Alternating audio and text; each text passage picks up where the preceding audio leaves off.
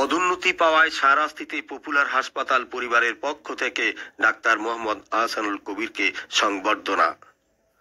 Comilla medical college হাসপাতালের cardiology বিভাগের consultant, Shahrasti উপজেলা স্বাস্থ্য কমপ্লেক্সের সাবেক কনসালট্যান্ট, শাহরাস্তি পপুলার হাসপাতালের প্রতিষ্ঠাতা ডাক্তার আহসানুল কবির সহকারী অধ্যাপক কার্ডিওলজি পদে পদোন্নতি পাওয়ায় শাহরাস্তি উপজেলা প্রাইভেট হাসপাতাল অ্যাসোসিয়েশন ও পপুলার হাসপাতাল পরিবারের পক্ষ থেকে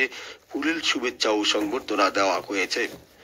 18 নভেম্বর মঙ্গলবার বিকেলে পপুলার হাসপাতাল মিলনায়তনে এই সংবর্ধনা অনুষ্ঠান অনুষ্ঠিত হয়। সংবর্ধনা অনুষ্ঠানে উপস্থিত ছিলেন শাহরাস্তি উপজেলা প্রাইভেট হাসপাতাল অ্যাসোসিয়েশনের সভাপতি